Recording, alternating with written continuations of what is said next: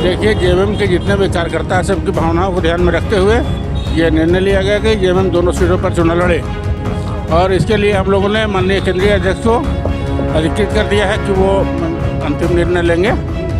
Meeting में ये हुआ कि हम लोग संगठन की ओर से बातें आई है कि भाई दोनों सीटों पर राज्यसभा की चुनाव लड़ना चाहिए।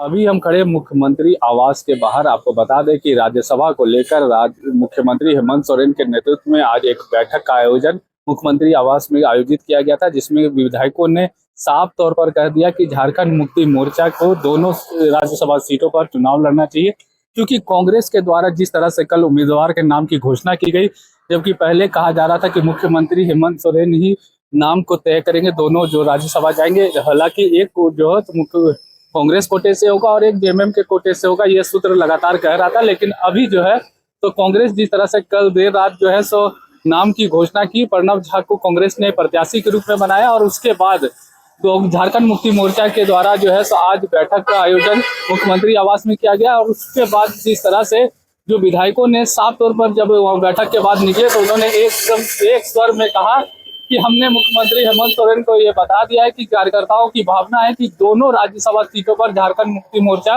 प्रत्याशी उतारे, ताकि बीजेपी के प्रत्याशी को रोका जा सके, क्योंकि बीजेपी ने पूर्व में ही ऐलान कर चुका है कि वो एक सीट पर अपनी प्रत्याशी देंगे। आप देखना होगा कि किस तरह से झारखंड मुक्ति मोर्चा अपने दोनों प्रत्याशियों को चुनाव में उतारती है और जिताने का काम करती है।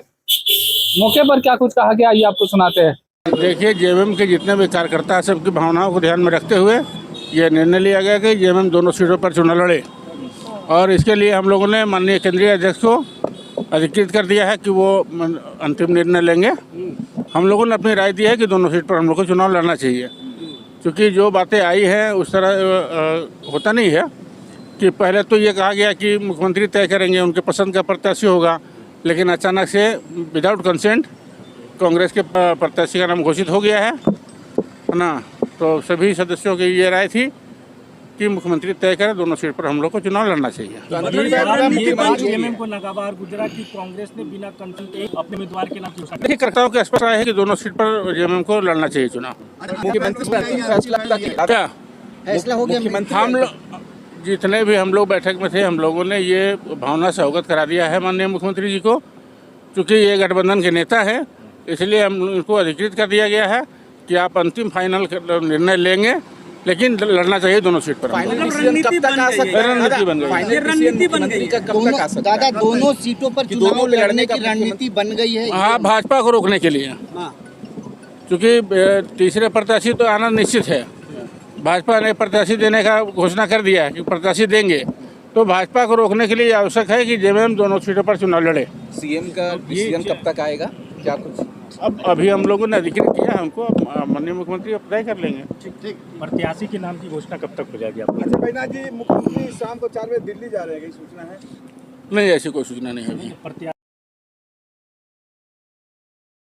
वो हम लोग सारे लोग जो झारखंड मुक्ति मोर्चा का पूर्व में भी परंपरा रहा है कि जो केंद्रीय अध्यक्ष होते हैं उन्हीं को हम लोग अधिकृत सारे लोग किए। नाम पर भी मंथन हुआ क्या? नाम वो बाद में बताएंगे। तो ये क्या कांग्रेस ने भी उम्मीदवार दे दिया है, तो ऐसे में फिर कांग्रेस ने भी तो उम्मीदवार दे रखा है। ठीक है, देखेंगे। अभी हम लोग का जो स्टैंड है यही। अभी तो माननीय प्रवक्ता लोग बोल ही दिया आपको, आपको तो बताया सब। पार्टी के वरिष्ठ नेता हैं। नहीं, तो बोलने के लिए हम प्रवक्ता नहीं ना। जो भावना है, भावना क्या है कि कहा जा रहा है कि भावना के लिए प्रवक्ता को हम लोग दिए हुए हैं, बताएगा। मीटिंग में ये हुआ कि हम लोग संगठन की ओर से बातें आई है कि भाई दोनों सीटों पर राज्यसभा की चुनाव लड़ना चाहिए। झारखंड मुक्ति मोर्चा अपना प्रत्याशी उतारे। चलो।